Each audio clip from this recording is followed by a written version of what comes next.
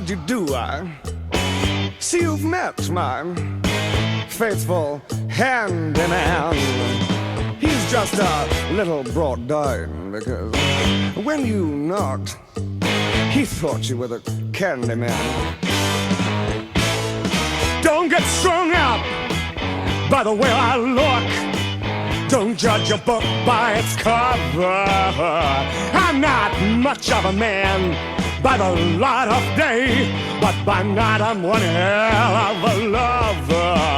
I'm just a sweet transvestite from transsexual Transylvania.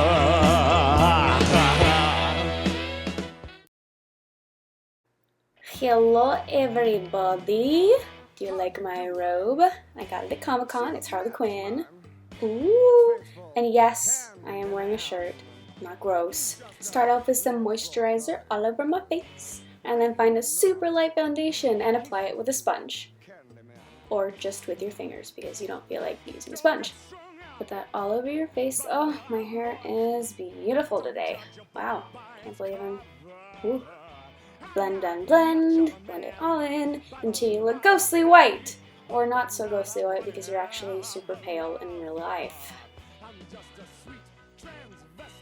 And then powder it all with baby powder so you get a slightly whiter finish. So you look palerish. All over, powder everything, and then try to figure out what to do with the rest of the powder that's still in your hand. Blow it at the camera! Just kidding, no, bad idea. So, okay. Oh, yes, we'll just kind of pour it into a cup. Nah, get a little bit. And just get rid of that and cough a little bit. Alrighty. Moving on. Going to prime my eyelids with some primer all the way up to my eyebrows because we're going to be putting makeup all the way up there. Then starting with a shimmer gray shadow that actually ended up being way too light. But you just kind of fill in all the way from the inside of your brows all the way to the outside of your eyelids.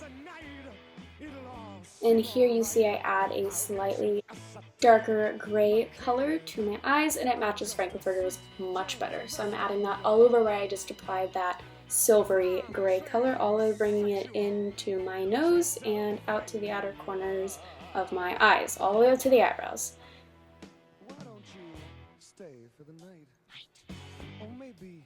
And then regretting putting my foundation on first because this fallout is getting all over the pale foundation I'm wearing. And then I am drawing a new crease in with some black pencil eyeliner. Just kind of drawing in a dome that actually follows my eyelid pretty well.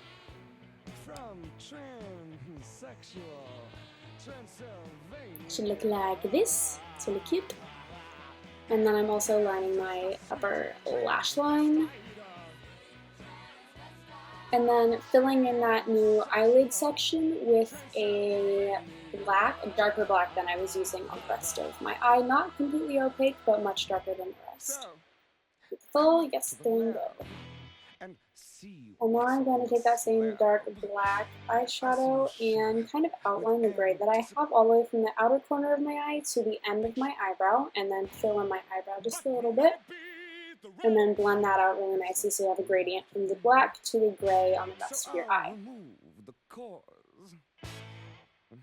And then I kind of draw a darker line from my eyebrow down towards my nose so you get this kind of crease look. Tim Curry has it. I wanted to try to get that kind of, I'm not sure if it's makeup or if it's his face, but I added it. And then we start on the eyebrows. You kind of just follow like a natural eyebrow shape. It kind of goes straight and then peaks right at the outside of your eye and goes down. And here I'm marking the lines for the points, and then I fill in the points at my nose, and then I fill in the rest of the eyebrow, making it thicker at that point so they look like they're more arched.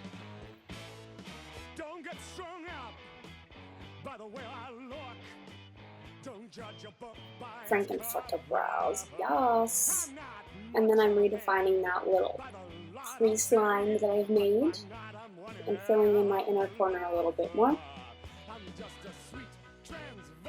And then I'm lining my bottom lash line as well as my bottom waterline. It's really, really black all over the place, lots of liner. A little bit of Lexorcist for the tight lining on top. So black. And then I'm going back with that black eyeshadow and filling in my eyebrows just a little bit. Adding some chapstick because I forgot to do that earlier. And then I'm redefining this line right at the beginning of the eyebrows that kind of act as a contour on the nose. It's very prominent in Frankenfurter's makeup. And then I'm kind of adding a baby wing to the outside of that eyelid shape. And then trying to clean up that shape on my nose, which is also taking off the foundation. I would suggest doing foundation after you finish the eyes. Adding concealer to all those places I just took the foundation off of, and to clean up all those nice lines, and then powder everything so it doesn't go anywhere. And by the way, I'm using a white powder to set everything. And then I'm going back with the same silver I started with on the eyes and adding it back to that eyelid shape, and then redefining the crease shape with the black. And then using a liquid eyeliner to line my top lash line. And add a little point that you can't see me doing until I show you right here in the inner corners of my eyeballs. And then take some peach blush and just go crazy. There's lots of blush, and then take an even darker peach blush and go crazy again. And then I just contoured a little bit under my cheeks, majorly on my temples, so that I had a nice masculine kind of brow, and then under my jaw just a little bit. And then down the sides of my nose to make my nose look slimmer, and then I highlight the center of it to get a nice flat, straight nose look that Frankenfurter has. I'm taking off my chapstick, and there is two different ways you can do your lips. You can do them with nude and a brown liner, or you can do them with red and a black liner. So for this look, I'm just concealing and powdering my lips, and my lips are not quite the right shape. I needed to elongate my cupid's bow, so I drew my top lip slightly smaller so that my cupid bow looked a little longer, and then I added points on the outside of my lips to make them look slightly wider.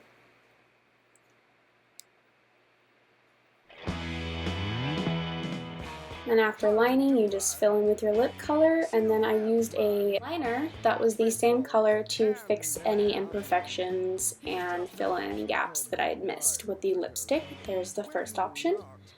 And I went with the black and red, which is kind of the more obvious and memorable Frankenfurter. And then add some mascara on the top and bottom lashes. And then go heavy with the blush, again, because I didn't think I had enough. And then I proceed to struggle for probably 5 minutes trying to figure out how to get this pearl necklace on, because it was too long, and in order to make it short, I had to find a way to shorten it around the pearls, and it was actually super difficult. But then I finally got it, and it was so much better, and now I can continue with the rest of this tutorial, which involves making Frankenfurter's corset top. It's a shirt, it's a corset shirt, and adding his tattoo. I'm taking Mayron body paint in a light tan to kind of do the outline of his shirt, and then I'm taking a brown color and shading where there would be natural shadows if I were actually wearing a shirt. And then at this point I have to pick up the mirror because it's too far away to see what I'm doing. And then I take a black body paint and outline everything, and then get it on my arm and panic a little bit, and then start filling it in. And then this happens. It's April Fool's, and I pulled a prank on my roommate. It was hilarious. Yes, while I was resolving the issue, I was laughing hysterically and finished the rest of the body paint, and now I'm just going over it with a second layer to make it completely opaque. And then I'm painting over that black with some silver, but leaving a spot on the outside, the inside, and the straps are not painted silver. And then I am putting highlights on my collarbones and the tops of my shoulders where the light would naturally hit as if the straps were curving around my body. And the next thing I'm doing is using silver body paint to make little rivets, and then going back to the black body paint to make the laces between each rivet on the corset. Now for this next part, I'm just going to kind of explain how I did it. I'm trying to get the sequin pattern that Furter has on his top, and instead of doing an actual pattern, I did it more as a texture because there's just so much glitter and stuff going on. So I took a dark purple body paint and made dots all over the corset. And then I did the same thing with a lavender body paint. And then I took a teal body paint and concentrated that more on my chest and up by my collarbones where it would be normally highlighted, and then I did the same thing with the light blue. Then after that, I took a Q-tip and dipped it in some silver body paint to make more circular shapes and put that evenly all over the top.